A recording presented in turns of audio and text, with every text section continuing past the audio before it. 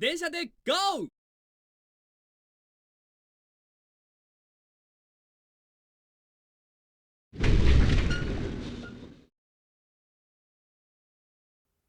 The Bandai WonderSwan was Gunpei Yokoi's successor to the Game Boy and final project before his untimely death in 1997. Gunpei was the man who designed a great many of Nintendo's classic toys, consoles and peripherals. His first creation for Nintendo was the Ultra Hand, which was incredibly successful. Yokoi would go on to be incredibly valuable to Nintendo. Much as Miyamoto was to game development, Yokoi was to hardware.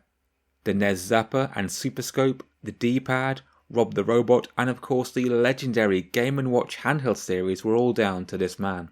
Not limited to hardware, he was also credited on a huge number of first-party Nintendo software titles developed in the R&D No. 1 department, which he managed.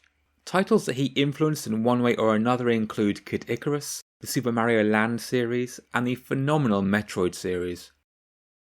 Yokoi's greatest contribution to the world was the Game Boy, a relatively simple construction using technology that was already seen as outmoded even by mid-1980s standards. The 4-shade dot matrix screen, the low-powered CPU, and lack of any thrills whatsoever was a symbol of his design philosophy. Lateral thinking with seasoned technology, or using the old, cheaper stuff that we know inside and out in new and exciting ways. The Game Boy was reliable, easy to produce, easy to develop for, and efficient in its battery consumption, and it was Yokoi's point of reference when he would come to develop the WonderSwan. Yokoi's final project at Nintendo was the Virtual Boy, the failure of which prompted his resignation at Nintendo before starting his own company, Koto. Around this time, Bandai were looking to develop a new console. Despite having already failed with the Pippin and Playdia, Bandai were doing well with their LCD games and, bolstered by their handheld successes, they connected with Yokoi in hopes of making a challenger to the Game Boy. Released in 1999, 2 years after Yokoi's death, the WonderSwan is another monochromatic wonder. Running off a single AA battery with a phenomenal battery life, Yokoi and Bandai had built a true successor to the Game Boy. The reliance on familiar hardware gave the device a budget price tag, but with solid performance. A decent software lineup from developers Banpresto, Capcom, Namco, and even Squaresoft appeared alongside first-party games. But nothing could shake Nintendo's stranglehold on the handheld market. While the WonderSwan was not a failure, and certainly nothing like the train wreck that was the Virtual Boy, it did not have the huge following needed to warrant a release in Europe or North America. The Bandai WonderSwan and its colour follow-up, the WonderSwan Color, were discontinued in 2003 after a futile struggle against the mighty Game Boy Advance. Its legacy is that of an interesting side note in the history of handhelds. But before all that, Taito, at the height of DenGO mania, developed 2 Densha de GO games for the WonderSwan. One of 3 Taito games released for the system, Densha de GO for the WonderSwan was released in March 1999 as a launch title. It was followed by Space Invaders in May and Densha de GO 2 later in the year. Given the limitations at the time, it is an admirable attempt to recreate the arcade game on a monochrome handheld. The game contains all the tracks and rolling stock from the arcade, all recreated in 8 shades of grey. What is impressive about this handheld is the use of digitised speech and the credits where the Densha de GO theme from the advert is played in chiptunes with digitised vocals.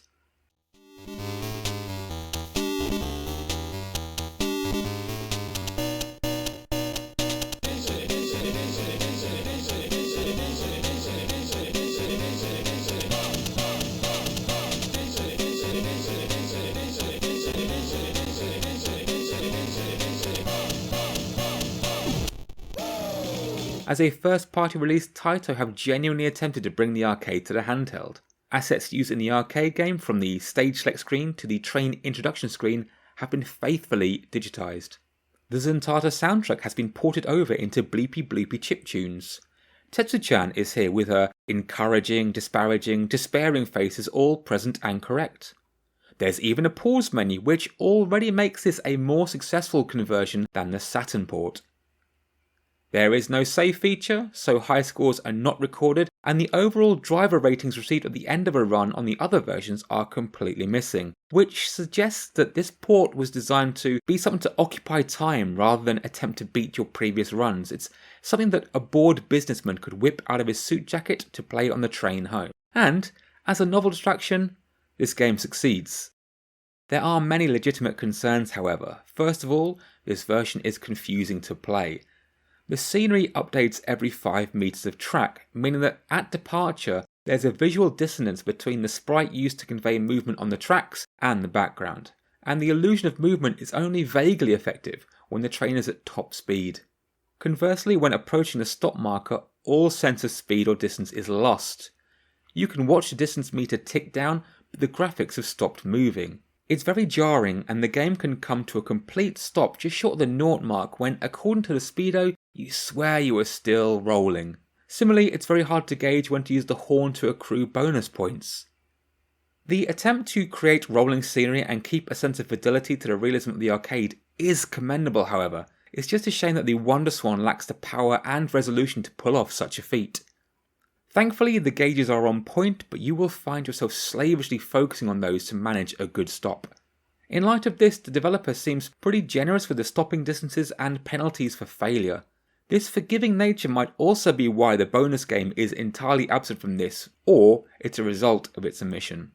There's no technical reason for the absent bonus game. It could have easily been recreated in 2D using the sprites from these stop evaluation screens. It just wasn't. Perhaps it may have been to reduce the time taken to do a no-continue run. Being on a handheld, the sessions may have been shortened to facilitate quick plays here and there.